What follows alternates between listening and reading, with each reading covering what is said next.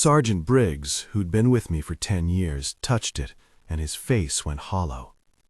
We found a club, for a lack of a better word. There was a fragment of what might have once been a blunt instrument, a shaft of wood splintered in a way that showed tremendous force, and a head that had been wrapped in some sort of composite, stone and metal fused, pitted and scarred. It was oversized. It suggested hands that filled a span I couldn't with my own. We photographed it, labeled it, handled it like evidence. None of us joked. Jokes die in places like that. Beyond the prints and the fragment, there were remains. I will not speak of them like a catalogue. I will say only that there were layers, organic things piled and arranged, not scattered so much as deposited, like a careful collection placed by something that understood value. Bones, yes, but not all of them human by any honest measure. There were tendons and sinew that stretched at odd lengths. There were hides with patterns that looked almost deliberate, like someone had carved notices into flesh. The men who'd seen battle pressed their hands to their mouths and turned away. We closed our eyes to keep the images from sinking in. Private O'Neill kept recording. He was a fool in ways that I respected. He always pushed a little too far. His handheld recorder hummed in my pocket as we moved deeper, capturing the hiss of breath and the slop of boots on wet concrete. Later, when the tape found its way into my locker, I would play it back again and again, not to find answers, but because the reel's hiss let me pretend I could hear the old place before the world decided to hush it. We thought maybe it was a setup. Soldiers prank soldiers with staged scares in abandoned places. It's a tradition older than most of us. Maybe some artist wanted their creepy installation abstractly placed under a decommissioned Cold War relic. Maybe rats had nested and the prints were a bad trick of damp and erosion. We had 1,000 hypotheses that kept us from hearing the truth at first. The truth is a quiet thing that waits until your defenses have already been lowered. We photographed everything. Photographs make things real and unreliable at the same time. The camera flattens, it removes depth, it lies by omission. But the prints were there in the shots. The composite head of the club gleamed darkly in flashlight. We sketched the scene on a scrap of map paper. We took a rough grid of the place. Private Martinez nailed a chalk outline of one footprint on the concrete, half because he couldn't help himself, and half because drawn things made them less unreal. When we climbed back into the daylight, the sky did not feel like a relief. It felt like a question. I remember sitting with a thermos that morning and refusing the coffee because the smell of it made the bunker smell stronger. A few locals watched us from their hedges, 2 women, an old man. One of them said nothing, only turned her head away when our convoy said good morning. The other, a thin farmer with hands like bark, said, "You shouldn't have," and his eyes did not leave the hillside. We dismissed them, the old superstitions that people use to make sense of the things they cannot explain. We were soldiers. We had a chain of command, and the chain of command had forms with boxes to check. We reported up. We filled out a site inspection form, ticked the box for unauthorized materials, and sent radio calls up the line to regional command. There is a steady bureaucratic cadence to it. Unit designation, grid coordinates, inventory of items found. I read it out as though reciting from a play. I spoke my name. I listed evidence. I asked for guidance. Response came faster than I'd expected. Within the hour, a convoy with tinted windows and an advance team of military intelligence rolled in. They wore different insignia, and they moved like the world behind them was a set of closed curtains. The lead officer introduced himself with crisp, neutral words. His badge was a rectangle of enamel and numbers I'd never seen. He asked to see the photographs. He asked to take possession of the fragment. "You don't understand," he said. "This will be handled by us. Evidence chain, restricted access." He used the phrases people use to hide things with respectability. That's when the tone changed. The men who had been joking a little earlier now straightened, raking hands through their hair like boys before a jail. The intelligence team set up a perimeter, marked off a radius with ribbon and rod, and started cataloging. They took the photographs we had and layered them with their own. They measured. They took soil samples, wrapped the composite club fragment in sterile cloth, and sealed it in a crate stamped with a fictional-looking file number that, honestly, I knew would go into a drawer and be forgotten by good people who had no choice but to obey instructions. There were memos. There were orders. Later, after the crates were gone and the dirt smoothed over as though someone had scraped away the evidence with a broom, someone in regional command produced a memo that felt like a guillotine blade sliding closed. The memo, or the essence of it, because we only ever saw the parts meant for our eyes, said in blacked-out blocks and clipped sentences that the site was to be closed for reasons of national security and containment. The rest was redacted. They handed us a form. It asked us to sign a non-disclosure agreement. You'll notice the language shifts in official memos. It gets tidy. It gets legal. It becomes not a story told by human breath, but a ledger. The memo I remember best had a file stamp at the top. File BNR 7409, classified. A stamp in purple read, "For regional command only." There were paragraphs where entire sentences had been replaced with bars of ink. I tried to read the white spaces between the lines. The intelligence officer who led the containment spoke in the bland, sanitized tones of the bureaucrat. "We are sealing the site," he said. "We will be taking custody of all physical material and supporting documentation. Personnel will be debriefed and reassigned pending security review." He said reassigned like it was as simple as a change of quarters. He did not say what reassigned looked like at midnight. Some of the men balked. Sergeant Briggs argued for a record to be left on the books, a paper trail that would not vanish when files closed and teeth came down. He said, "Men die on the basis of bad paperwork. We owe it to them to put something where someone can find it." His voice was thin with fatigue and something else, anger that felt like guilt. They didn't have sympathy for the men who wanted honesty. "This is standard procedure," the intelligence officer said. "You understand the risk of uncontrolled dissemination." They used risk like a blanket. The colonel on the radio used adversary exploitation like a hammer. I wondered then what the men were being protected from: the public, foreign eyes, or themselves. They signed the NDAs. We all signed. It is a small thing to sign a line until you have to look at the signature the next morning and remember what you gave away. The forms were printed on thick paper and carried a sublimated watermark of a phoenix, fictional, I later learned, to give the document an air of antiquity. We took them with us like curses. Before they sealed the door, one of the intelligence techs played an audio clip to us. He warned us, "You'll recognize nothing on this recording." The clip was thin at first, hissed, a background hum like a distant engine. Then there was a low note, a vibration rather than a sound, like an animal clearing its throat after a long nap. It moved under your ribs. The men around me shifted. Someone whispered, "That's not human." It didn't bark or scream. It resonated. When my skin remembered light, I felt it in my bones. It was as if the bunker itself was trying to speak in a register we had not the ears for.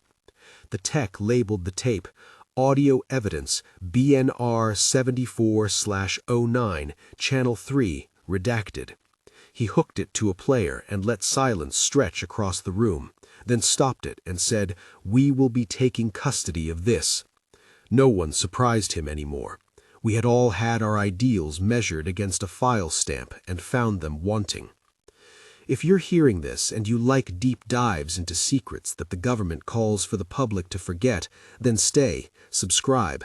There are other stories like this, and I'll tell them because silence eats at a man until he's hollow.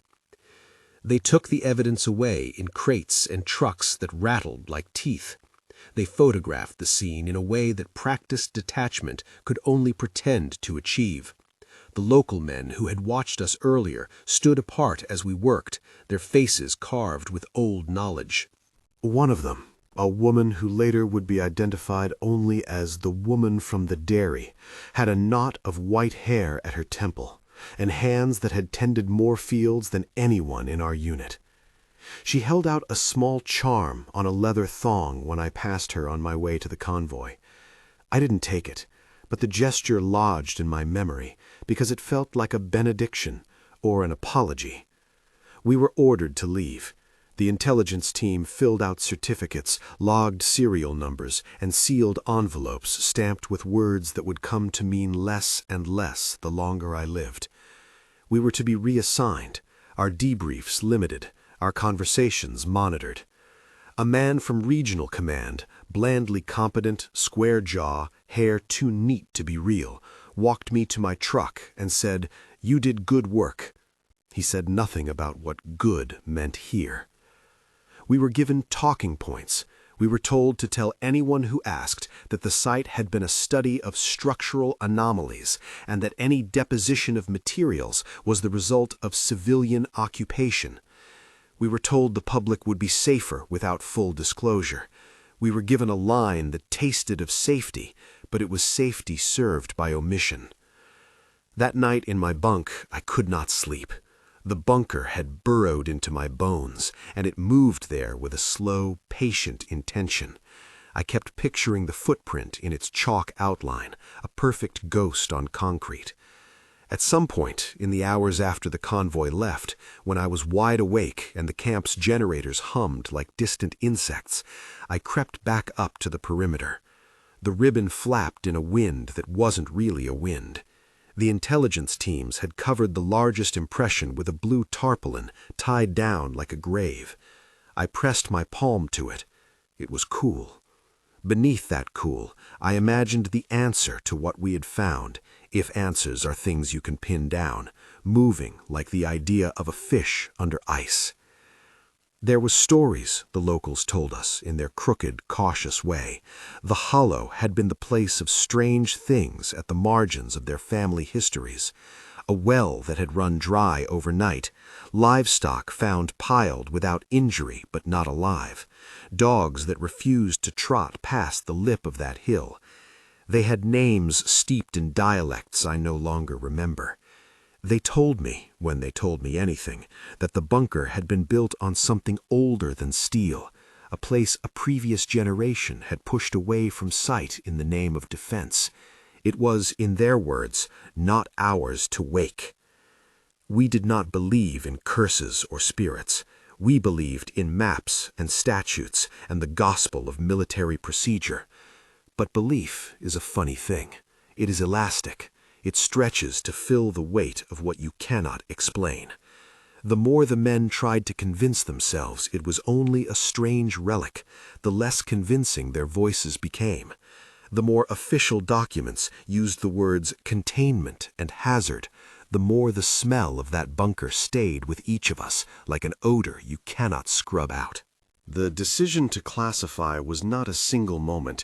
It was threaded through 100 small ones. The intelligence officer writing his name neatly on custody forms, the colonel on the radio approving Level 4 restriction, the legal counsel handwriting the phrases that would come to govern our lips, the sergeant signing his name in a shaking hand.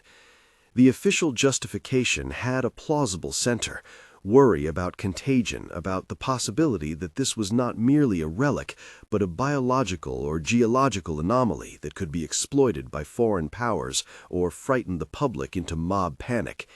They gave us charts and phrases to parse. They talked about adversary exploitation like it was a mathematical risk. But even then, in the circulating memos and in the rows of filled boxes, I saw something else. Some of the texts moved with a caution that had nothing to do with procedure and everything to do with reverence. They handled the composite club as if it could bite them. The man who played the tape turned away from the speaker when the low note ran through us again, as if he had heard something more than sound. One of the analysts, eyes rimmed and pale, mumbled that the anatomical structure of the remains did not match any animal on record. He did not say monster. He did not need to. When the convoy left, the landscape closed over the site like a lid. Field notes went into safes. Photographs were loaded into folders stamped with the faux sober handwriting of bureaucracy. Men were reassigned to jobs where their mouths were meant to stay shut. We all carried the same thing afterward, the knowledge that something had been found and that it had been taken away, stamped in a way that told us the world would not be told. There are men whose lives after such days splinter into cheap things. For some it is drink. For others, it is the need to talk until someone else hears.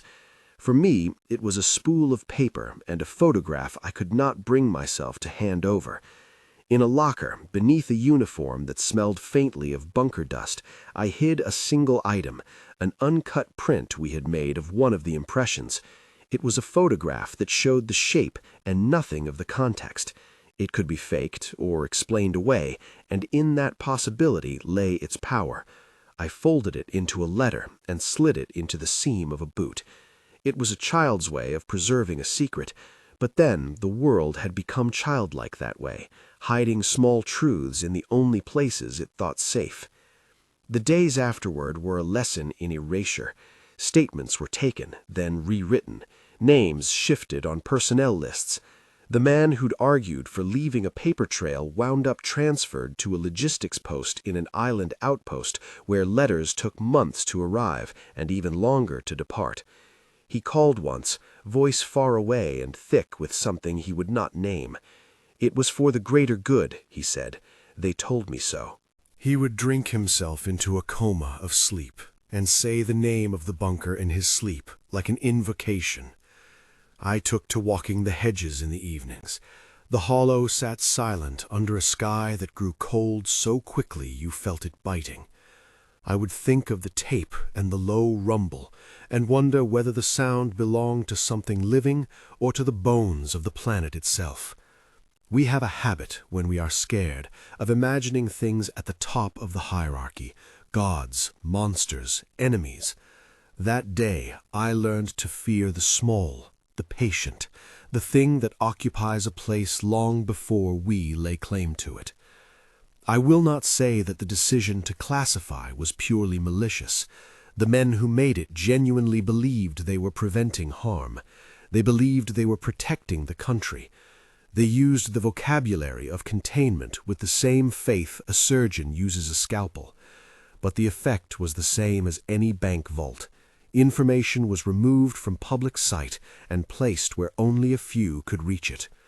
That is how secrets stay alive. They are fed by the hunger of the few who guard them and the curiosity of the many who are left out. There were consequences. Lieutenant Harrow, a decent man with a crooked smile, never shook the look from his face after that day. He would sit at mess and trace the rim of a cup with a finger, his eyes empty. Private O'Neill packed his recorder and left the service early. He took a job in maintenance, where the predictability of a schedule allowed the tremors in his hands to settle. Sergeant Briggs, who had argued for the paper trail, wrote to me years later with a single line underlined. We were told to forget. I can't. He sent no return address. I kept a small relic of the scene, a photograph, a smudge of the composite material under a fingernail, and like an ember it burned through all the polite things I had been taught. Sometimes when the nights came cold and the television buzzed the way a wound might, I would play the recording again and listen past the low note for patterns.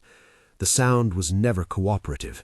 It clung to the tape in a way that suggested it did not want to be understood. They told us, officially, that the public would panic if they knew. They told us that a panicked public could be exploited by adversaries and that the nation's security depended on calm. They told us that certain anomalies, especially those that defied classification, were best kept under seal until their nature could be determined. And so the bunker was logged, crated, classified. The memos went into safes, the photographs went into boxes. The men who saw and smelled and stood in that place went on to new orders with the look of people who had seen a ghost and followed him home, because one day men like us are supposed to be cheerful and efficient, not haunted. There are, however, things records do not contain.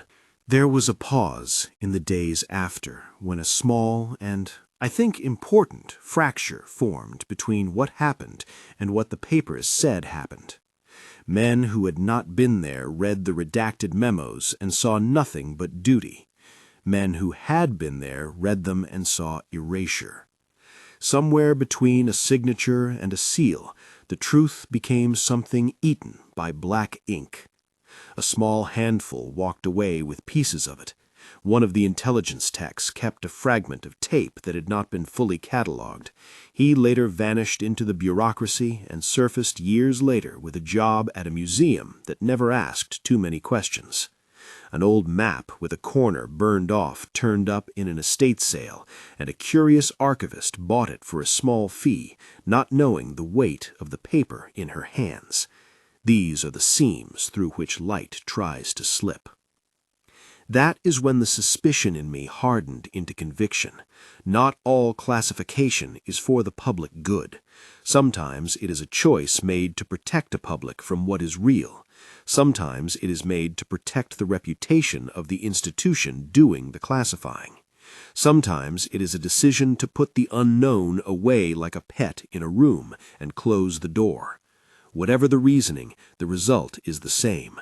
A thing that was found is taken, and people are asked to forget. I have been asking myself, in the years since, which of those reasons were in play. I have been asking myself what it costs a country to store its unknowns in vaults. I have been asking myself what we awaken when we step into places not meant for us. The image that returns to me is always one simple one, the outline of a footprint, washed in flashlight, an impression that does not belong to any creature we know. It is an accusation and a question at once. On the day they sealed the entrance, when the tarpaulin came down over the largest print and the last crate clanked into the truck bed, I stood beside the convoy and watched the machines roll away.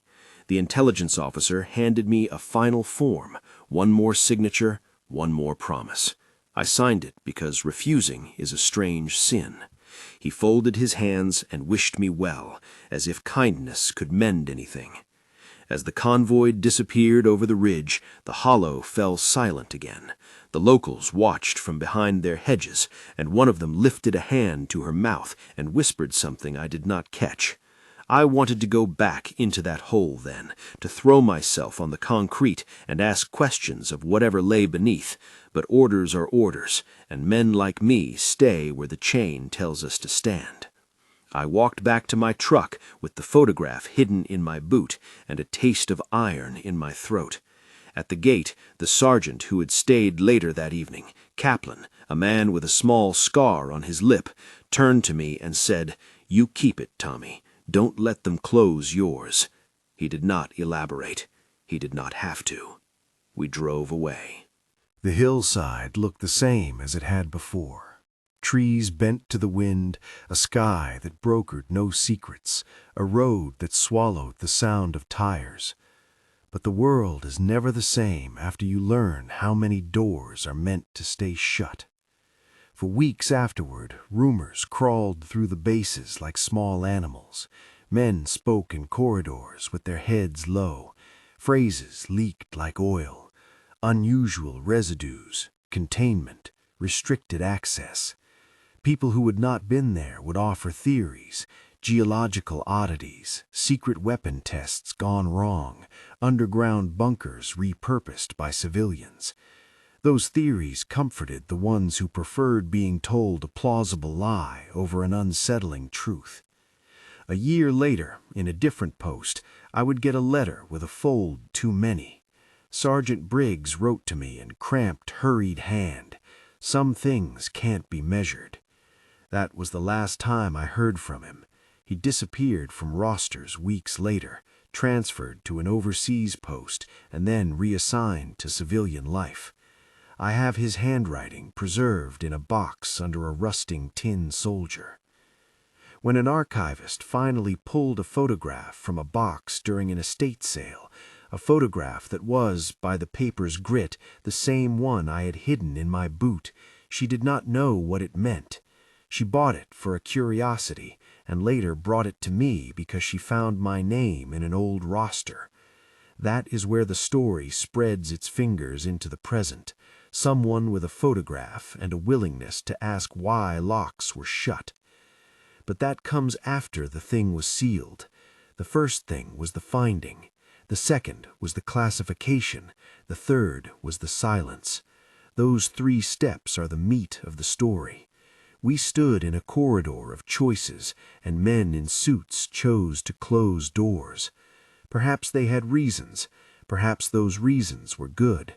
I do not know. I only know what I felt in that bunker. The impression that whatever had left those prints was claiming territory, and that we had, in our simple military way, walked into another species' homeland and expected the welcome of a landlord. I will tell you this now because I cannot keep the sound of that tape from winding its way through my nights. What we found was not a machine. It was not a weapon. It was something older than our maps, and it moved with intention. The classification came down like a judge's gavel. Men were instructed to look away. Men were instructed to sign. Men were instructed to continue living. But you cannot tell a man to unremember what his hands have touched. You cannot tell a man he did not smell the ruin and the damp and the terrible patience in the place. The memory is stubborn. It stays. It waits. The convoy left the site a long time ago. The crates were catalogued and boxed. The memos were stamped and redacted. And yet, when I close my eyes, I can still see the white chalk of that footprint, the curl of the toe, the shadow that fell across it like a dark wing. I can hear, too, a low vibration under the concrete, the same sound on the tape, the same ache in the chest. That was the sound that chased us away. They called it classified, they called it necessary, but we were the ones who were left to carry the knowledge. We were the ones who woke at night with our palms and felt phantom prints that left no mark at all. The record stops at the stamped pages. The men go on duty, marry, get jobs in quiet places, but the thing under the hill remains where it has always been, patient, territorial in a way humans rarely understand. It does not rush, it waits for what must make the next move. We drove away that winter morning with our pockets full of forms and our boots full of dust. The hollow settled back into itself. The world, we were told, remained the world. Yet I could not help wondering which of us was the trespasser. There are, in all of this, 1,000 small seeds of decision that lead to classification. Legal counsel's note on page 3, the colonel's yes on page 7, the tech's bleak shake of the head. Each signature is a hinge. I have seen those memos. They are, by design, sober, tidy things. They do not carry the stink of damp off concrete. They do not echo. We were all silent for a long time, not from obedience, but from fear. Fear of the thing, fear of being made to forget. Fear is its own kind of command. It makes men do things they would not otherwise do. It makes them sign. And so I keep the photograph. I keep the memory. I keep the guilt that comes with knowing something and not shouting it from rooftops.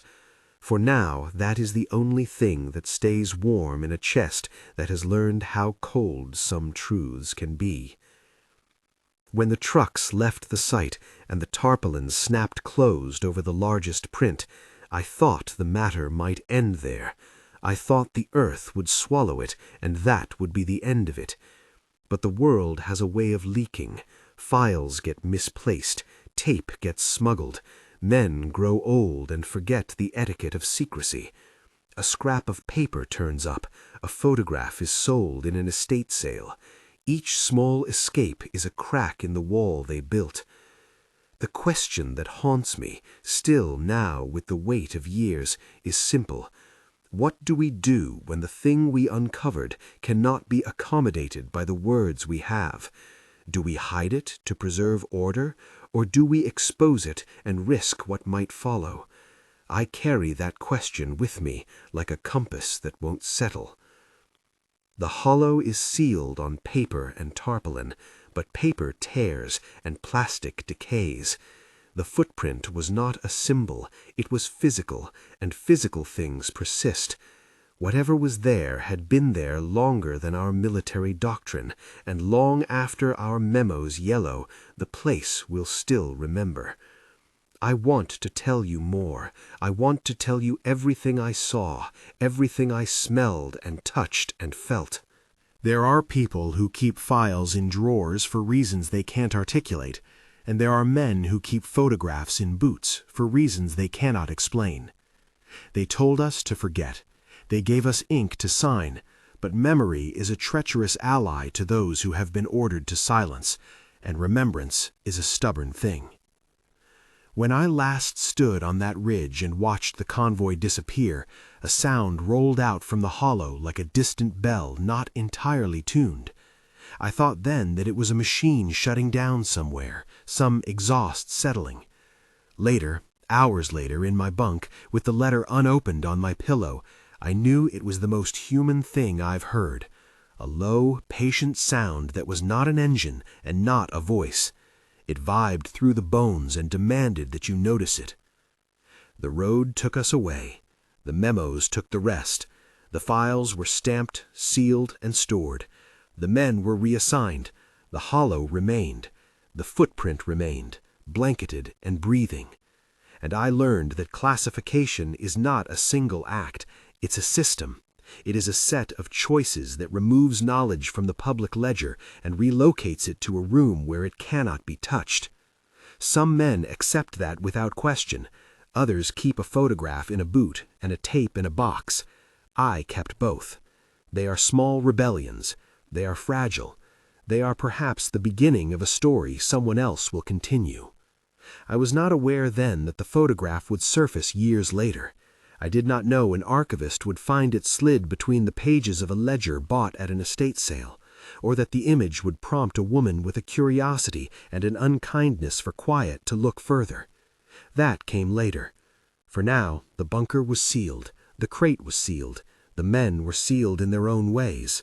The world, for a while, was content to keep faith with the silence. But silence does not make things die, it only makes them patient. We would learn later, in fits and starts, and through redacted pages that refuse to give up whole answers, that some decisions to classify rest on genuine concern, and some on fear of embarrassment. We never found out which motive weighed more heavily that day. All I know is this: they took the evidence, they labeled it, and they told us it was for the public good. Whether the public good was served, or the public was kept safe by ignorance, I couldn't say. Driving away from the hollow, I watched the ridge shrink until it became a smear of green and gray. In the passenger seat, a photograph lay folded in wax paper. I thought of the woman at the dairy, of Sergeant Briggs's angry letter, of Private O'Neill's tremors. I thought of the tape and the way the sound had moved through my ribs like an accusation. I thought of footprints that did not belong to any creature we had in our field guides. And I thought, almost as an afterthought, of the word classification itself, a term meant to organize knowledge, to make it tidy. That day, however, it was being used not to classify knowledge, but to bury it.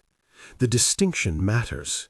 When you bury things, you do not only hide them from strangers, you hide them from yourself.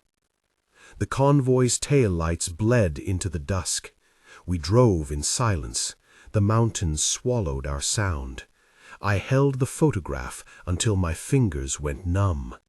Somewhere under the hill, something that had been here longer than our maps awoke and moved, patient and slow, in a world where human footprints were a new and intriguing pattern.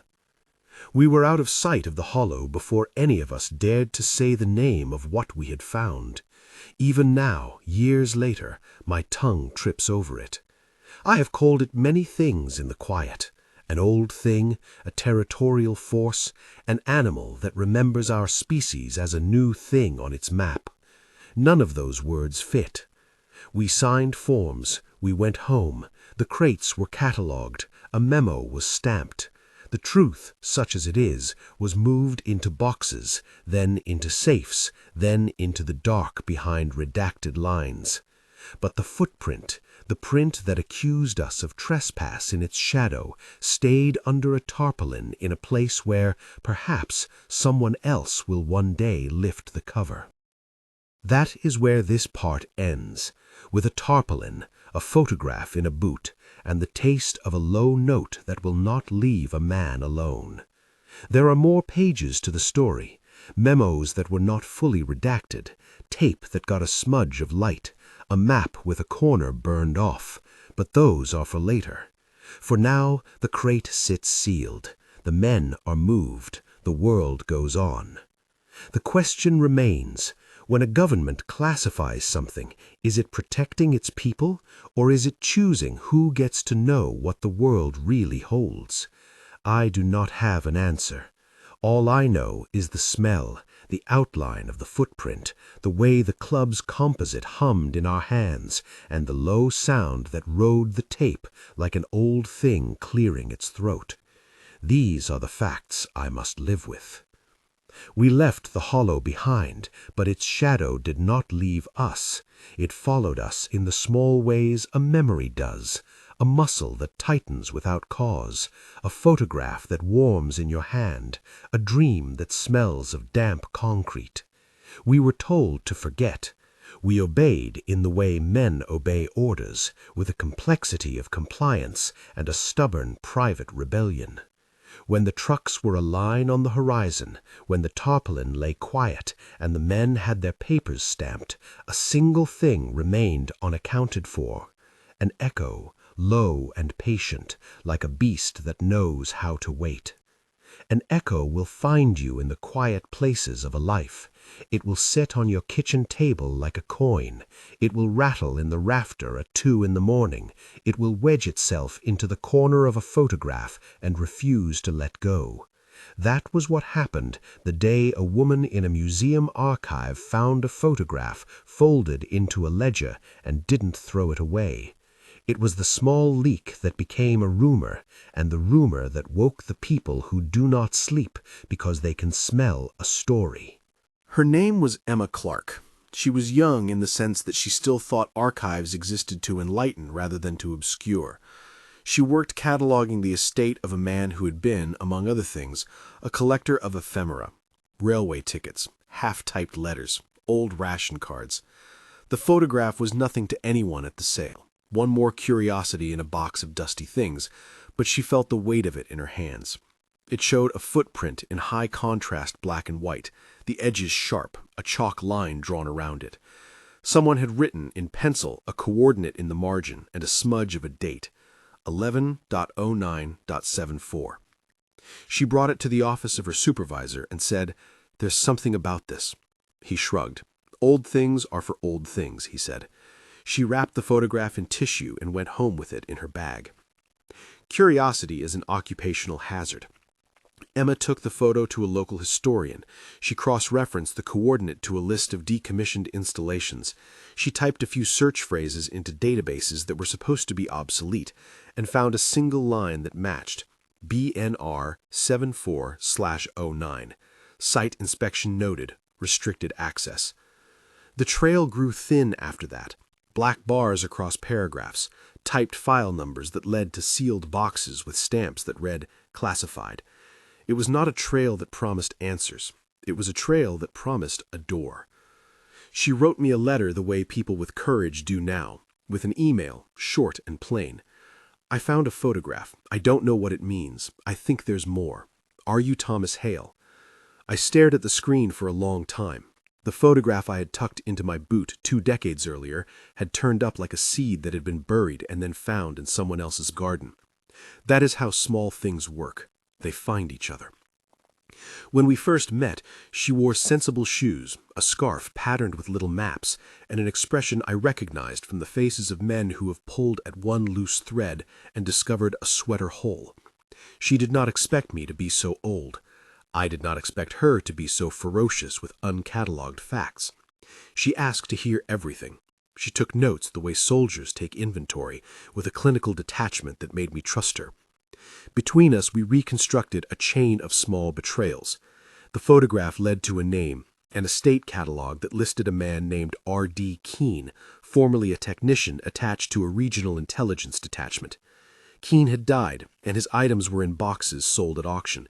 Among his things, a crumpled travel warrant with the same file number, a reel of audio tape wrapped in wax paper and labeled in handwriting that had been hurried and scared. BNR 74/09, Channel 3. It was the sort of label you put when you fear being watched. She found the reel at the bottom of a box of old radio parts. It smelled faintly of oil and dust. She took it home and digitized the audio on a machine that hummed like a patient thing. I waited for her call in the way one waits for a storm. I had listened to that recording in 1,000 nights, some nights with the lights off and the memory of the bunker like a living thing, others with the TV on to deaden the edges. I knew what the low vibration could do. I knew how a man's chest remembers sound. The clip was short. The beginning was the familiar hiss that a soft human voice, my voice, younger, sharp with adrenaline, saying inventory and coordinates. Then, beneath the tape's hiss, the thing, a low, almost rhythmic rumble. It was not like any animal I could place, and yet it had intent. There was a sound like something struck concrete, a dull, high-impact thunk, and then a movement that shifted air in a way that the microphone caught as a weight. At one point in the original tape, a voice said, "containment breach," and the reel juttered into static as if someone had stood on the side of it and cut the world. The recording ended. Emma played what we could salvage for me over the phone in a broken stream of file transfers. We did not need more to know that the thing had been recorded by someone who had been there, and someone else had kept it. From that point, the story no longer felt like something from my memory alone. It became shared property, which is an odd thing to say. Shared guilt, shared curiosity, shared risk. Emma started to ask questions government paper had once made the business of asking, with subpoenas and forms. She filed requests for the file, simple civil procedures to see what cracks existed in the archive. Paper turned into a slow, polite refusal. The reply came with black ink. Entire paragraphs were replaced with glossy bars, as if someone had taken a thick marker to a confession. The line read, "Pursuant to protection of national security, materials pertaining to BN-R 74/09 remain restricted. Further queries will be routed to regional command." We did not expect cooperation. We expected doors. Doors make the interesting sound of being closed. Emma did something different. She reached out to the few people who might have touched the crates and lived to tell about it. Names peeled off a roster like old paint.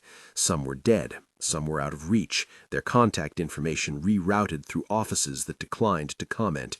A few responded, timid, guarded, and more honest than the men who had once been bold.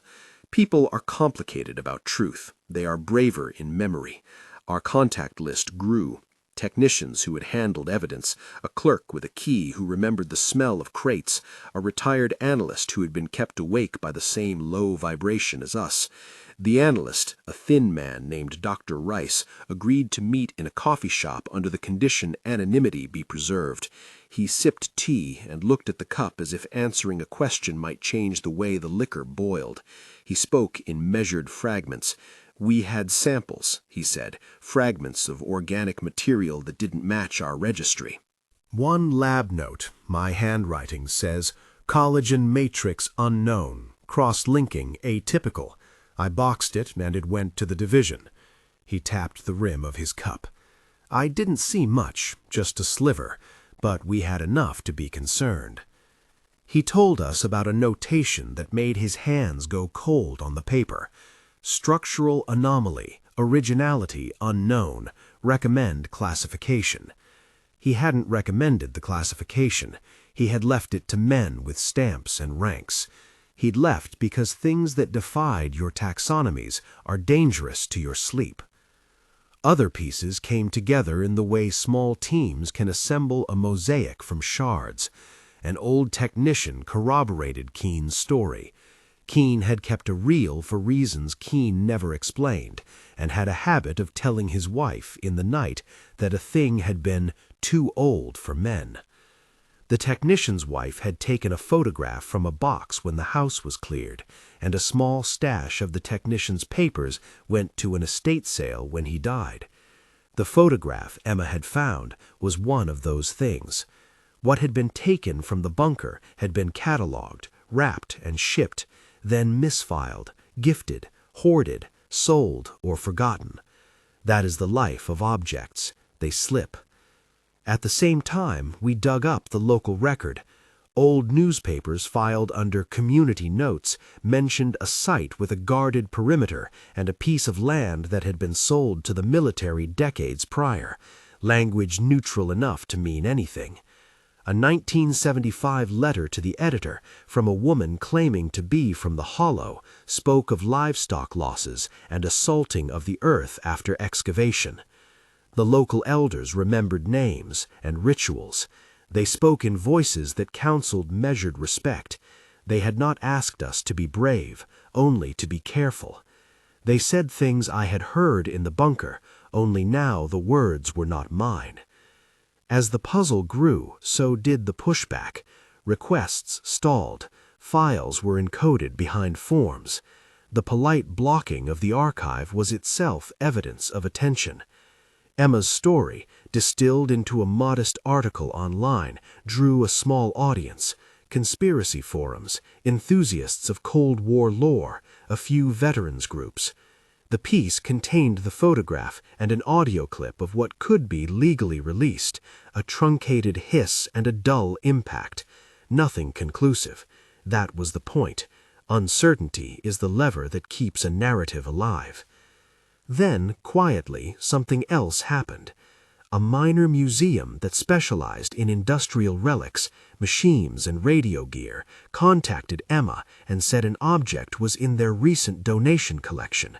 A small segment of composite material wrapped in cloth, labeled in a hand that matched Keene's. Theorists and collectors would later call the item a composite core. It did not look much, a dark pitted shard with a sheen like old pitch, but the curator, who'd had an eye for anomalies in his time, kept it in a locked case and notified a colleague who had once worked for the military as a contractor. That contractor, shyer now with age, sent word that he had seen similar shards in a box decades ago, before everything had been sealed. The fragments were real. The evidence was not entirely imagined. We did not get a full catalog or a lab's report. Instead, we got a pattern.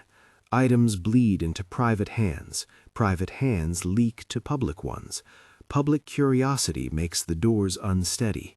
The more we pushed, the more we saw how classification operates, not as a single monster, but as an ecosystem of protective reasoning, bureaucratic inertia, legal wiring, and personal cowardice. There were consequences to poking at sealed things. An email arrived at Emma's inbox from a lawyer with a bland header and a request for polite restraint. Please note that certain records and artifacts pertain to matters of national security, the counsel wrote. We advise caution in dissemination. The letter did not threaten, but the absence of threat can be heavier than a promise of retribution. People sense that, and then they range their lives around it. I agreed to speak with Emma, because some things become too heavy to carry alone.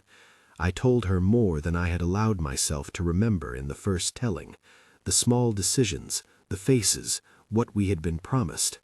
I told her about Sergeant Briggs' letter. I told her about the way Lieutenant Harrow's eyes had become hollow. I told her about the tiny charm the woman at the dairy had offered me, and how I had not taken it, and how that regret had matched the rest. She listened quietly and tape-recorded my voice, her pen scratching like a second heartbeat. I could see in her a hunger that was not malicious. She wanted to illuminate, not exploit. She asked if I would go with her to the hollow. She wanted to see if any trace remained first-hand. I hesitated. A man who has been taught obedience to a chain will always feel the chain tug even when he is old and free. But some chains are not made of orders. They are made of questions, and questions can make a man move. I agreed. We did not think it would be dramatic. There is a certain banality to returning to a place decades later. Trees have grown, concrete has cracked and been softened by lichen. Tarpaulin does not keep forever. We drove to the edge of the property with permission from whoever held title now, a private landowner who had no interest in reliving a memory that came with men in uniforms. He pointed us to a gate that had not been locked in years. The hollow sat smaller than memory, but with a weight memory cannot shrink. The slope was gentler, grass tousled where gravel once lay. The concrete mouth of the bunker now peered like a wound. A fence, rusted, carried one notice: property, no trespass. But trespass is relative. We walked across a line and into other people's past. The tarpaulin had rotted. The largest impression, once sealed under plastic and canvas, had been washed by rain and wind. The chalk outline had long faded to a ghost. Yet there it was, a depression in the concrete so faint that you could have called it a trick of shade had you not seen it before. The footprint's edges were smoothed, but its shape held. Emma took photographs. I crouched and let my fingers hover over it like a man approaching an altar. The smell of damp earth and old rust brought back more than images. It brought back a sensation of being caught inside something older than the orders we'd been given. We paced the corridor, looked into the rooms where we'd found the piled remains, and found only time. Where once the club fragment had been propped, there was only a stain on the floor. The concrete had taken on a patina of years. We turned up our collars against an emptiness that felt deliberate. "I don't like this," Emma said under her breath. She had been brave so far, but something about being so close to the physical place shifted her tone from professional to human. She asked more questions about the men who had handled the crates. I told her about Keene and how he had been the sort to keep things private, and she nodded as if one more private thing in a chain of privacies would later be the thing that made it public. We were not alone. A woman stood watching from behind the hedgerow, older than the ones I had seen years before, but with the same kind of weathered face. She held a small leather thong and a charm I recognized, the knot of white hair I'd once seen on the woman at the dairy. She walked toward us without the sprawl of caution we attribute to strangers. She did not hurry. She stopped a respectful distance from the bunker entrance. "You shouldn't have come," she said.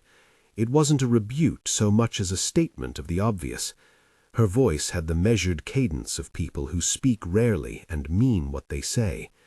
"They took the things that made noise," she added, "but they couldn't take the place itself." I told her my name. She did not look surprised. "The hollow takes and remembers," she said. "It waits." She offered the charm to Emma and me in a gesture as if distributing bread. People forget by practice. The land remembers by habit. We spoke for a while. She told me a version of the local story. The ground was a boundary, a place where lines were spoken in bone and in ritual. They had built things on it because war makes men believe they can fix everything with concrete. They were wrong, she said, but had not wanted to be blamed. Yet even humans know what it is to fear anger. They offered their warnings as counsel, she said, not prophecy.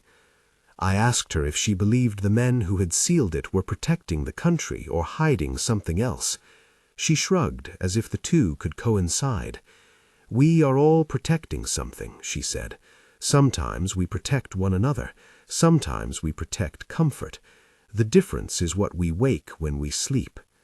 Her words scratched at me. She did not judge. She spoke from a place of long observation. Then she said the thing that made my stomach drop. "It never went away. You can close a door. You cannot change a place that has been learning for centuries how to be." We left the hollow with more questions than we had driven with. Emma asked for more documentation. She asked if I had kept anything else. I told her about the photograph and the tape and the fragment tucked in a box. I told her about Keen's reel and a man at a museum who'd quietly taken a shard. The woman watched as if she were cataloging our confessions. Returning to town, Emma made a decision to publish more. The article she wrote did not claim anything that could be prosecuted as a lie. It reported facts: a veteran's testimony, an archivist's discovery, sealed files, and an intact depression in concrete. It included the photograph. It included an audio clip degraded to not reveal too much, as if to invite rather than to prove. It was enough to stir the waters. That wake called more voices. Veterans I had not seen in years reached out with short, clipped emails and phone calls. Some wanted to talk, and some wanted to be left alone. Sergeant Briggs' son, someone I had never met, mailed me a typed letter asking what his father had known. Lieutenant Harrow, who had once traced the rim of his cup like someone afraid to name the thing, wrote in shaky handwriting and asked if he could come see the photograph. Private O'Neill, who had taken the recorder, sent a postcard from the town where he'd gone to be the man who repairs things. On it he had written 2 words: "It waits." He did not want more attention. None of us did. At the same time, the archive's resistance hardened. A legal notice arrived at the small magazine Emma worked for: "Please desist." The tone was uncleanness wrapped in civility. We were told that releasing certain materials could jeopardize ongoing protection measures. We were told to understand that the shape of government is to reckon risks and to choose containment. We were told national security would not be negotiated for clicks. Emma did not back down immediately. She is young and sharp and of a temperament that mistakes principle for armor. She pushed further and paid the price of attention. The polite legal letters, the tightening of access, the whisper campaigns. The internal smell of secrecy does more than protect. It corrodes. Men I had once trusted called me and spoke in phrases they had learned from meetings. "We cannot corroborate. I have no authorization. Records are sealed under mutual agreement." Their voices were tired and lubricated with coldness. I could feel the machinery at work. A decent set of reasons piled into a case that would stand against curious hands. It had to stand. That's how systems remain systems. Yet something else persisted. A human tendency to leave breadcrumbs. Keen's reel had been wrapped and shoved in a box. The shard had been donated. A photograph had been folded into a ledger. Small failures in discipline, human softness, or even the benign negligence of the dead allowed the public more than the men in suits wanted. Through those cracks, things propagated. What no legal notice could staunch was what happened one autumn evening. I was on my porch, a place a man who has worn uniforms learns to keep tidy, when Emma called. "We have a lead," she said. Her voice was quick as a lit fuse. "A man in your unit, Kaplan, died last month. He left a box to a nephew. The nephew sold it at auction. The buyer found a cassette and a journal. They want to donate it to the museum. Will you review it? Can you see it?" We met at the museum, where the curator took us to a small room and, like ritual, set a player on the table. Kaplan's voice, ragged and older, read from a journal in halting prose. He described the day as if he had been attempting to fit the memory into a phrase. He mentioned the chalk outline, the tarpaulin, the tar taste of the air. Then the tape clicked, and there was a sound we all recognized, the low rumble like a planet tuning itself, and then something that could be called a word or a pattern repeated too slow to be human. Kaplan's voice stopped and then resumed with what sounded like a laugh that had no humor in it. He said, "We were told to sign away the truth. I put a line through my name, and I still dream." He had written in his journal something I had not allowed myself to name aloud for years. We trespassed. They moved in as if we had knocked on their door. They did not respond like animals. They responded like a thing that was being patient and which would, in time, be steadfast. Our maps were new. Their memory was old. Those lines were simple and terrible. The journal ended with an underline and a signature. Kaplan's nephew had no idea the box contained a key. He simply saw his uncle as another man who had been neat with his things. The museum's curator, a careful man who had more interest in provenance than in sensation, had not called the authorities. He had called Emma. "If these things are truly restricted," he said, "I cannot hold them alone." He would not hand them to a third party, but he would, for a day and in a secure room, let a handful of those who had been there bear witness. We listened. We signed forms that were softer than government NDA, but had the same intent, a promise not to distribute. For a few hours, in a room lit with small, forgiving lamps, we watched images, listened to clipped tapes, and read lines from journals. The curator wanted to understand whether the items should be accessioned, whether they could be displayed with an interpretive plaque that read like the truth without triggering alarms. Those hours felt like a trial where memory and bureaucracy crossed swords. The argument went like this: artifacts in a museum make the unknown known in a way that is channeled. Classification chooses to hide in the name of security. Both choices protect, both choices harm. The curator's decision was not final then. He left with the boxes to think. It was after we left the museum that Emma asked me a question that stops a man. "Do you think it was alive?" I thought of the prince and the club and the way the thing had left things arranged as if in a slow catalogue. I thought of the low sound that vibrated through bone. I thought of the woman at the dairy and her ritual charm, and of Kaplan's line about trespass. I thought of the local stories that had the patience of time. I answered as honestly as a man can at the end of a long list of small truths. It behaved like something that knew it was being interrupted. That's what I can say. I can't paint it in words we have not yet learned.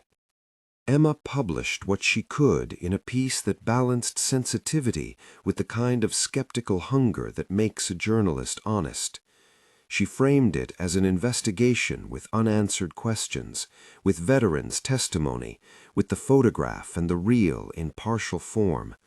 The reaction was a small storm. For some, it was proof of monstrous possibilities. For others, it was an irritation, another crack in the wall of the known. The story did what stories do. It made people ask whether they wanted to open a door they had perhaps been better off leaving closed. For all the public interest, nothing legal unsealed the boxes. The archives kept their darkness. Regional Command reiterated that the materials remained restricted on grounds of security and national interest. That could mean any number of things: fear of panic, fear of foreign eyes, fear of unknown biology, or it might mean a more prosaic desire to contain embarrassment. None of those reasons made my chest feel lighter. Then, months after Emma's piece ran, I got a phone call that could have been from the past. It came with the cadence of a man who had spent a lifetime modulating his voice to be taken seriously. "Tommy," he said. It was the voice of a man I once knew as Sergeant Briggs. Time had punished his voice into a hoarser register, but it was unmistakable. "I have something to give you. You should know where it is." Briggs had been weird in that way veterans often are, better at holding a line than at letting something go. He had kept a habit of writing things down in small folded papers and tucking them away. He said he had a note, a photograph, and a small scrap of lab analysis, and that he wanted me to have them. He asked me to meet him at a service station on a gray morning. I went because I trust desperate couriers of truth. He handed me a small envelope with a water stain. Inside were 3 things: a photocopy of a lab slip with a hand note, unusual protein pattern, transmission characteristics resemble, and then a bar of redaction, a small fragment of composite wrapped in oilcloth, and a note from Briggs. I don't want to be part of a lie. If they ever come for you, burn this. If not, keep it. It's for remembering. He would not explain more. He said that whatever we had found had been mischaracterized in the memos to make it palatable. He said the lab had been unwilling to put the unknown on paper. He said, "We signed, we did what we were told. Don't let that be the only record." He left the service station the way men leave, with a relief of having done something and a terror of what they have set in motion. A week later, I received a letter without a return address, a folded, typewritten page. It quoted a single line from a memo, this one not entirely redacted. Containment directive authorized pending further analysis, restrict dissemination. Then beneath the line were 5 scrolled words in a hand I did not recognize. They wanted the public blindfolded. The correspondence multiplied. Some were helpful, some were cryptic. A man who signed only as M sent us part of a map with a burned corner and a scrawled notation, "Do not build over the water." An old woman sent a recipe for preserving herbs with a note, "We tie rosemary to the gate." The artifacts multiplied the way a pane will. The more you examine it, the more you find. And then, like a chapter in a longer book, a man died. Not a public figure, not someone named in any of the memos. A technician who had been young in the photographs and old in the present went missing from a care home. His nephew called to say he had found a tape in an old shoebox and that the tape had a message for another man. The nephew did what young men do. He uploaded an excerpt to a forum and then pulled it down because the legal letters had taught him caution. But the excerpt lived in the caches of the internet, and human curiosity did what it does. It amplified. I do not want to overstate the possibility of a public panic. The modern public is tired in ways that make it less prone to the gasps of previous generations. We have been offered countless shocks. We are sometimes immune. Other times we are not. What the classification did, above all, was deny the public the dignity of deciding for themselves what to do with unsettling knowledge. That's less a crime than a moral choice, and perhaps the most durable kinds of wrongdoing are moral omissions. There came a night, years after the crates vanished, when I sat on my porch and heard a sound that might have been memory or might have been the thing itself. It was a low vibration under the earth, like a bellowing beneath a floorboard. It was the sound that had chased us from the bunker once, and to my mind it had always been patient. It had the rhythm of tides. My neighbors slept. The town hummed with small, ordinary concerns. I pressed a hand to the railing as if the wood could tell me a truth. There are kinds of terror that do not shout. They sit, they watch, they measure. The more I thought about the classification, the more I believed that part of its power was not to stop a threat, but to deny a conversation. What are you to do with a thing that lives in a territory older than your maps? You can guard your map and pad your door, or you can open your eyes. When I was younger, I thought of sovereignty as belonging to capitals and flags. Now I understand territory in a different way. Land remembers, and that memory predates governments. We walked through a corridor of choices and chose to seal because it promised to reduce risk. That may have been right or wrong. or both. The point is that choices have consequences, and the decisions that hatched the classification left people changed. The men who were there have drifted. Some are dead. Some speak rarely. Some will argue till the day they die that everything is fine, and that classification was the only sensible option. Others will say it hid the truth. I belong to neither camp with certainty. There is a double vision at work. I see both the plausible duty and the corrosive secrecy. Both images are true. They need not be enemies. At the close of our inquiry, Emma asked me what I wanted, not what I wanted the public to know, but what I wanted for myself. That was perhaps the hardest question. What does a man want when he has seen something he can't explain and been asked to forget? I told her what Briggs had told me years ago in a less clipped voice. Don't let them close yours. Keep the memory. Let it be soft evidence. Let the photograph live. Let the tape exist in private hands. The truth, when all is said and done, is not a possession. It's a shared risk. We made no grand plan to break into a classified vault. We had no illusions of smashing the system. The story is not about triumph, but about a small, stubborn piece of human curiosity that refuses to be entirely contained. We preserved what we could in lawful, if stubborn, ways. One copy of the photograph with an archivist who agreed to conceal certain dates in the catalog. The audio reel digitized and stored under keys. The composite shard given to a curator who promised responsible stewardship. We were not vigilantes. We were witnesses. In the months that followed, other collectors called. A university biologist wanted to run a test on the shard.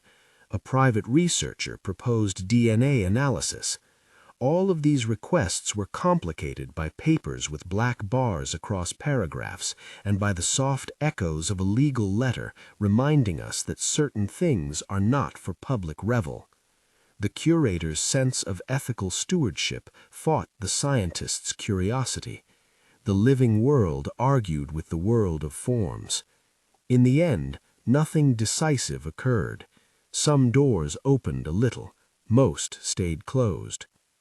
There is a final thing I want to tell you that I did not tell Emma at first because it felt too much like superstition for a grown man to confess.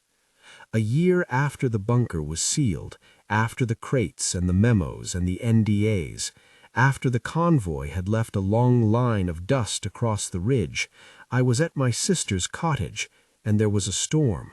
Wind took trees and pulled at porches the way a child tugs at a blanket. I awoke in the night and heard a low vibration under the house that was not thunder. I woke my sister. She sat up and said, "Hush." We listened. It was low and patient. That morning, in light, I walked to the creek that ran a field away from the cottage and found that it had shifted a hairline channel as if a heavy thing had passed through. There were no great prints, no club fragments, no piles. There was only land rearranged in a way that made me feel like a trespasser in the story of the world. I came back to the house with a dirt stain on my boot and a knowledge that there were places that would not be quieted by paperwork. Emma's investigation closed for her with more questions than she had when it began. Its legal threads remained knotted. The public interest dwindled after a few news cycles. The archives doors stayed shut. The museum secured its fragment in a vault. The photograph remained a photograph, and the tapes remained tapes. The hollow sank back into its habitual weather. We all, though, continued to carry small things. I kept the letter from Briggs. Emma kept the digital files on a drive she swore she would not let be subpoenaed without counsel. The woman from the dairy watched the land and tended her rosemary. The artifacts passed through hands and found their small sanctuaries. Each one was a choice against forgetting. When someone asks me now why the thing was classified, I answer the way a man with many bones knows to answer: for reasons of policy, for fears of panic, for the possibility of adversary knowledge, for the habit of secrecy, and perhaps most importantly, for the comfort of a world that prefers tidy boxes. The decision was reasonable in the narrow language of officials.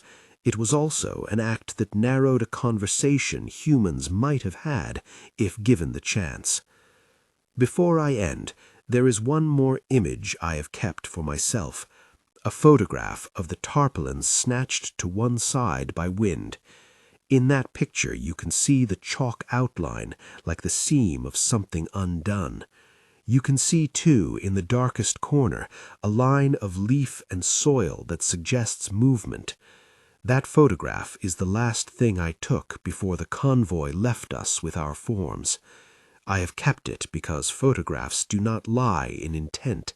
They only show the world at an angle. The angle is ours. They called the finding classified. They called the act necessary. They used files and stamps and careful words. But classifying is a human decision with human consequences. It restores order at the cost of silence. It shields people and simultaneously silences them. It is both guardian and censor. That duality does not let us off the hook. If there is any concrete thing I can say now after all these years and all these scattered artifacts, it is this: keep your eyes open and keep small things in small places where they will not vanish. Ask questions without assuming you will be given answers. Preserve photographs and tapes not to produce a spectacle, but to keep the shape of what was found. Above all, honor the people who bore witness. They signed forms that cannot read and carry histories that haunt their sleep. The hollow remains. The footprint remains in the way memory makes marks. The crate stays sealed in some vault that will not be pried open easily. The men are older, quieter, and less sure of what classification meant. For some of them, it was protection. For others, it was a theft. For me, it is a question I carry like an instrument whose tuning I cannot find. If you have made it this far and you want to see what happens when quiet things leak into daylight, there are other cases. There are other files with black bars and other objects with curious seams. If you are the sort who wants to follow the threads, watch the next piece in this series where we look at another site and the men who kept its secrets. It is not promise of revelation, it's an offer to search. I end where I began, with the sound. Sometimes in the night, when weights shift and the road is empty, I can still hear the low note against the bones of the earth. It is patient, it is indifferent to policy, it is older than memos. They called it classified, they called it necessary, they put ink across paragraphs and locked crates with keys, but the footprint did not obey paper, and the land did not care about the shape of our forms. In the end, what we call security may mean many things, but the land keeps its own record. So we hold photographs in boots and tapes in drawers. We hold the memory like an ember.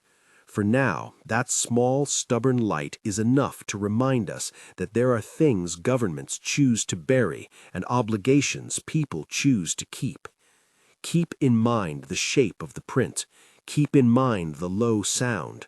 Keep watch, and if you find a photograph folded into a ledger at an estate sale, know it was probably not meant to be discovered, and that is precisely the reason to look. If you want to follow more of these stories, documented, dramatized, and restrained, watch the next episode in this series. There are other classified spaces, other footprints, and other decisions that deserve to be held up to the light.